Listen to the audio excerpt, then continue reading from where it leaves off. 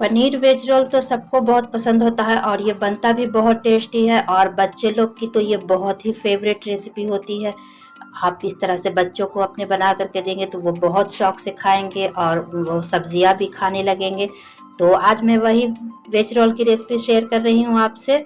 Paneer veg roll की recipe जो बहुत ही टेस्टी डिलीशियस बन के तैयार होता है। आप चाहे तो इसे ब्रेकफास्ट में, लंच बॉक्स में बना सकते हैं या शाम में भी बना सकते हैं छोटी मोटी भूख के लिए। तो चलिए इसे देख लेते हैं कि मैंने कैसे बनाया। यहाँ पर 1.5 कप मैंने गेहूं का आटा लिया है, तो मैं गेहूं के आटे से बना रही हूँ बिल्कुल हेल्दी तरीके से।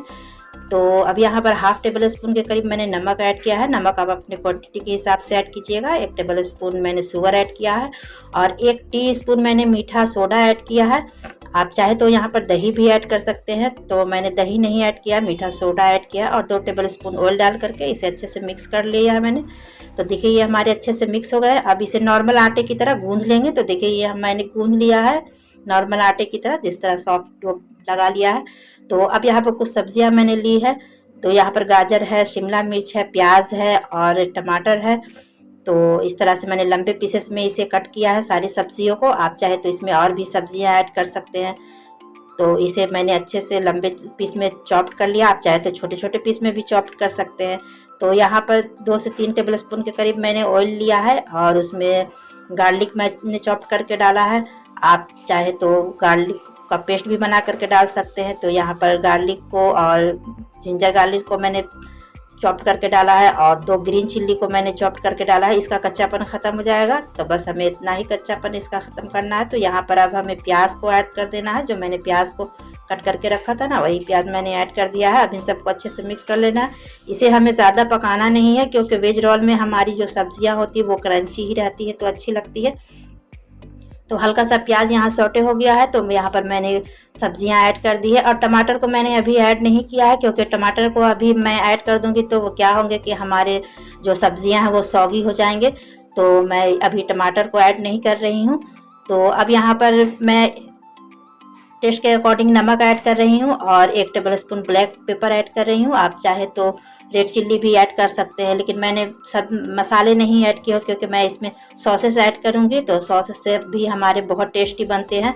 तो अब इस स्टेज पर मैं टमाटर इसमें ऐड कर दे रही हूँ, क्योंकि सब्जियों को हमें ज़्यादा पकाना नहीं है, हमें बस इतना ही सब्जियाँ को पकाना है, इससे ज़्यादा नहीं पकाना है। तो इसे अच्छे से मिक्स कर दिया है मैंने। तो अब इस स्टेज पर मैं क्या करूँगी कि इसमें जो मैंने पनीर कट करके रखे थे, तो इसे लंबे पीसेस में मैंने पनीर कट किया है। तो इस तरह से मैंने पनीर को ऐड कर दिया है और 2 टेबल स्पून मैंने टमाटो सॉस और ग्रीन चिल्ली सॉस ऐड किया है और 1 table spoon soya sauce add किया है। अब क्या करना है कि इसको हल्के हाथों से मिक्स करना है, क्योंकि पनीर हमारा कच्चा है तो चूर होने का डर रहेगा। तो बस इसे हल्के हाथों से सिर्फ मिक्स कर देना है इसमें, और इसे इस तरह से टॉस कर लीजिएगा। तो ये बहुत टेस्टी और यम्मी बन करके तैयार होता है। सॉसेस जो पड़ जाते हैं ना, तो इस तरह से आप बच्चों को बना करके दीजिएगा तो वो बहुत शौक से भी खाएंगे, और जो बच्चे सब्जियां खाना पसंद नहीं करते वो भी शौक से खाने लगेंगे। तो इस तरह से इसे टॉस कर लेना है। बस हल्के हाथों से मैंने इसे मिक्स किया था। तो अब यहाँ पर आटा हमारा डो अच्छे से सॉफ्ट हो गया है। तो अब इसकी लोई बना लेना है। लोई आप अपने अंदाज से बनाइएगा, हिसाब से, बड़े छोटे कितने साइज के आप रोटी रखिएगा तो उस हिसाब से मैंने लोई बना ली है। तो अब यहाँ पर मैं आटा डस्ट कर करके रोटी बेल ले रही हूँ। तो आप बड़े शेप में, छोटे शेप में, जिस भी चाहे तो उस शेप में बना सकते हैं। तो देखिए मैंने इस शेप में बनाया। रोटी को बहुत ज़्यादा अब मोटा भी नहीं रखना है, बहुत ज़्यादा थिन भी नहीं रखना है। नॉर्मल जो रोटी होता है बनता है बस वैसे ही रखना है। तो उस पर से मैंने ऑयल ग्रीस कर लिया है। तो अब इसे क्या करेंगे कि आप चाहे तो इसे लंबे लंबे पीस में कट भी कर सकते हैं, या आप चाहे तो इसे इस तरह से फोल्ड कर सकते हैं। तो देखिए ये हमारे बचपन की याद ताज़ा हो गई है। इस तरह से फोल्ड करने से, जो हम लोग बचपन में इस तरह से कागज़ के फोल्ड बना करके पंखे झलते थे ना, तो ये वही याद ताज़ा हो गई है। तो आप चाहे तो इस तरह से भी मोड़ सकते हैं या लंबे पीसेस में भी कट कर सकते हैं। तो आप इसको क्या करना है कि इसको लंबे इस तरह से फैला लेना है। अगर मैदे का रहता तो ये हमारा ज़्यादा फैलता, लेकिन गेहूं का है तो गेहूं के आटे से बना रही हूँ तो ये ज़्यादा नहीं फैला है। तो इस तरह से फैला लेना है। आप चाहे तो मैदे के भी आटे से बना सकते हैं। और इसके जो कोर हैं इसे इस तरह से अंदर से की तरफ फोल्ड करना है। तो देखिए इस तरह की लोई हमारी बन करके तैयार हो गई है। तो अब इस तरह से एक मैं आपको और दिखा रही हूँ। आप चाहे तो इस तरह से कट कर लीजिएगा लंबे पीसेस में पतले पतले स्ट्रिप में कट कर लीजिएगा। अगर आपके पास पिज़्ज़ा कटर है तो आप उससे भी कट कर सकते हैं। तो यहाँ पर हमारे जो चिपक रहे थे चाकू, तो इसलिए थोड़े से मैंने आटा डस्ट करके इसे कट कीजिएगा। ये बहुत ईजिली आसानी से कट हो जाते हैं। तो इस तरह से आप ज़रूर ट्राई कीजिएगा। और मेरी रेसिपी अच्छी लग रही है तो प्लीज़ लाइक, शेयर और सब्सक्राइब करना ना भूलिएगा। तो देखिए यह हमारे सारे कट गए हैं। तो उस पर से मैंने ऑयल से इसे अच्छे से ग्रीस कर लिया है। आप चाहे तो पहले भी ऑयल से ग्रीस कर सकते हैं। अब इसे इस तरह से फोल्ड कर लेना है और फोल्ड करके इसे जितना हो सकता है उतने आप लंबे खींच लीजिएगा। मैदे के रहते हैं तो ये ज़्यादा खींचते हैं, लेकिन जितना हो सकता है उतना खींच लीजिएगा और खींच करके इस तरह से फोल्ड कीजिएगा। ये बहुत ईजिली फोल्ड हो जाते हैं। तो 2 शेप में मैंने आपको रोटी बना करके दिखाया है। तो देखिए इस तरह से इसे मोड़ लेना है और इसे हल्के हाथों से दबा लेना है और इसे हल्के हाथों से बेलना है। तो देखिए ये हमारे डो जो है बिल्कुल बन करके रेडी हो गए हैं। तो अब यहाँ पर मैं तवा गरम कर रही हूँ और इस पर मैंने रोटी की तरह बेल लिया है।